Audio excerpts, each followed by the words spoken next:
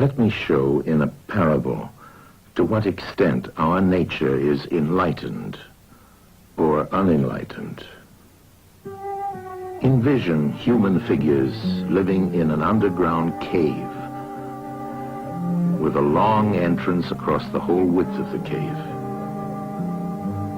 Here they have been from their childhood and have their legs and necks chained so that they cannot move and can only see before them, being prevented by the chains from turning their heads around. Above and behind them, a fire is blazing at a distance.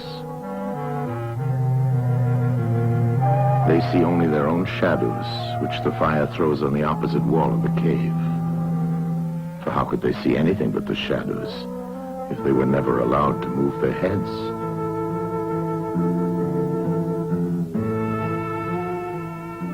Between the fire and the prisoners, there is a raised way and a low wall built along the way like the screen which puppet players have in front of them, over which they show the puppets. Do you see men passing along the wall, carrying all sorts of articles which they hold projected above the wall? Statues of men and animals made of wood and stone and various materials? Of the objects which are being carried in like manner, they would only see the shadows. And if they were able to converse with one another, would they not suppose that they were naming what was actually before them?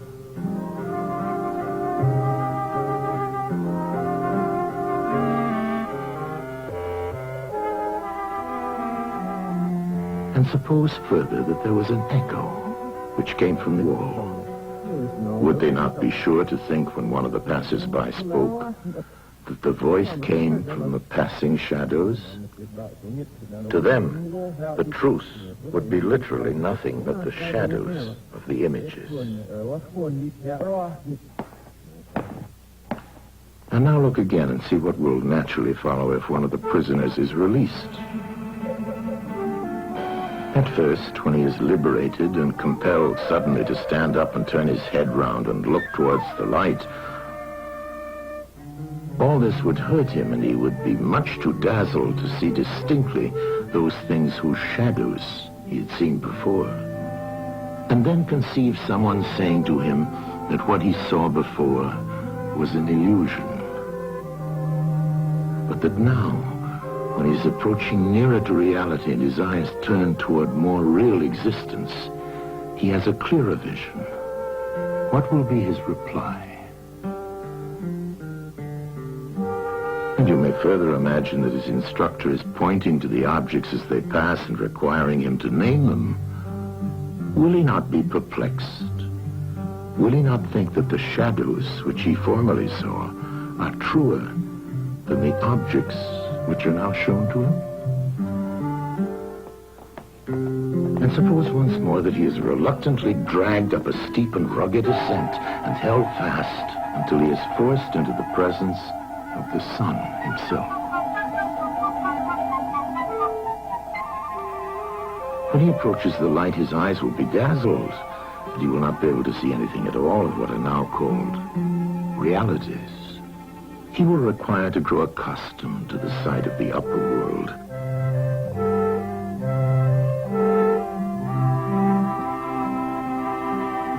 And first he will see the shadows best. Next, the reflections of objects in the water, and then the objects themselves. Then he will gaze upon the stars and the spangled heavens and the light of the moon. He will see the sky and the stars by night. Last of all, he will be able to see the sun, and not mere reflections of it in the water, but he will see the sun in its own proper place and not in another. And he will contemplate the sun as it is. Will he not then proceed to argue that it is the sun who gives the season and the years, and is the guardian of all that is in the visible world, and in a certain way the cause of all things which his fellows had been accustomed to behold. Clearly he would first see the sun, and then reason about it. And when he remembered his old habitation and what was the wisdom of the cave and his fellow prisoners, do you not suppose that he would bless himself for the change and pity them?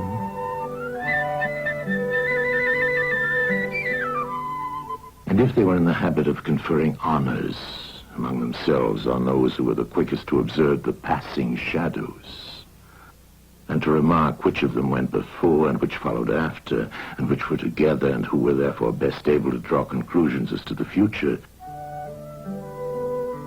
do you think that he would care for such honors and glories, or envy the possessors of them? Would he not say with Homer, "Better to be the poor servant of a poor master, and to endure anything rather than think as they do, and live after their manner"? Imagine, once more, such a one coming suddenly out of the sun to be replaced in his old situation. Would he not be certain to have his eyes full of darkness? And if there were a contest of measuring the shadows, and he had to compete with the prisoners who had never moved out of the den, while his sight was still weak, and before his eyes had become steady, wouldn't they all laugh at him and say he had spoiled his eyesight by going up there, but it was better not to even think of ascending?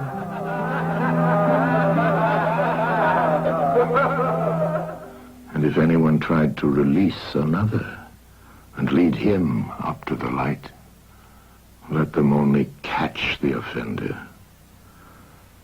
and they would put him to death.